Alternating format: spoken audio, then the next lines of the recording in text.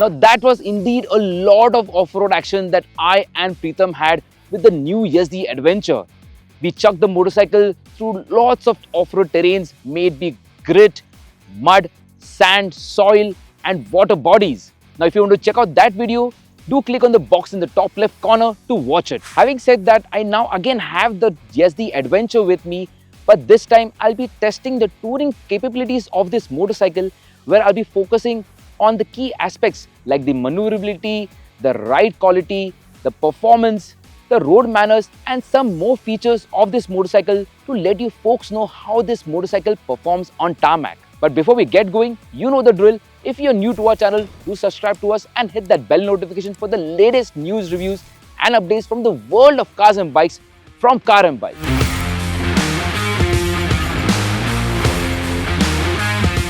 Now let's begin with getting on this motorcycle. Now I'm 5'7" and I'm able to comfortably swing my leg over it.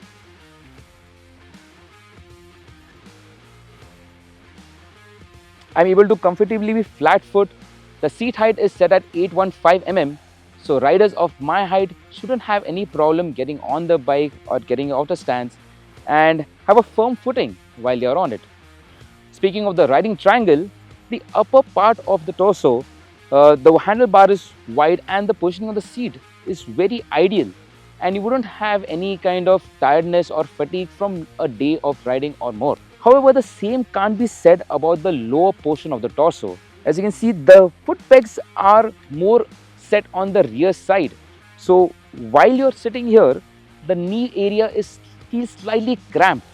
So while riders of my height wouldn't have much issue with it, taller riders will most probably have it more constricted or more cramped, which will impair their riding experience and would want to take more breaks on longer journeys.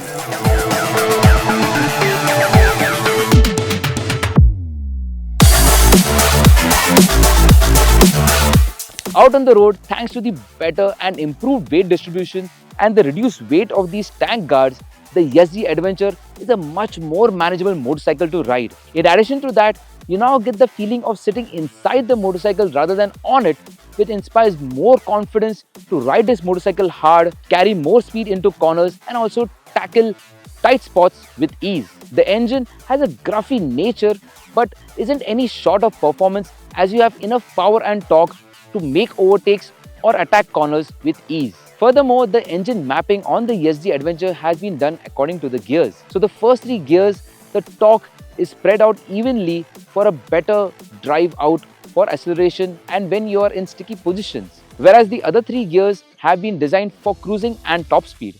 However, on our test bike, we experienced a flat spot in the 3rd gear at around 6000 rpm, which apparently comes while you are negotiating a corner.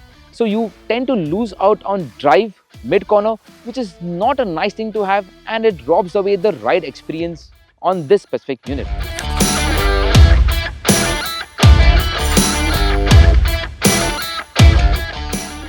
Additionally, Yazdi has reworked the damping settings, which has made the motorcycle more forgiving on bad roads.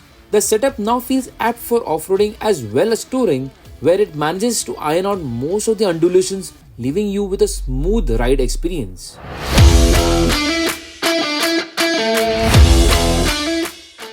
The Adventure comes with 3 ABS riding modes, offering a different feel and intervention levels depending on the mode selected. There is a noticeable reduction in the vibrations that are felt mainly at the pegs and some at the seat and handlebar.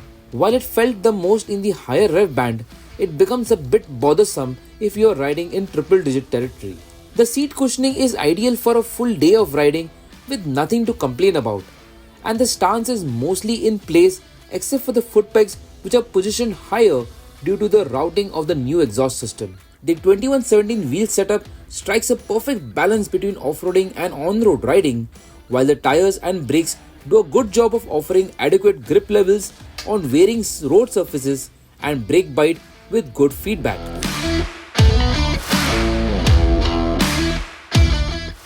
To sum it up, the new and updated Yazdi Adventure is an overall improved motorcycle compared to its previous iteration. The powertrain is refined and tractable, the weight management is better, and is easier to manage, which along with a more affordable price tag makes it a good adventure touring motorcycle to consider. Now, the closest direct competitor for the Yazdi Adventure is the now discontinued Royal Enfield Himalayan 411, which has been replaced with the new Himalayan 450. Now, although the 450 and the Adventure are direct competitors, their massive price difference doesn't qualify for a comparison. In simple terms, one could say that the Yazdi Adventure is the ideal alternative for those who wanted to buy the Royal Enfield Himalayan 411 but can't buy one now.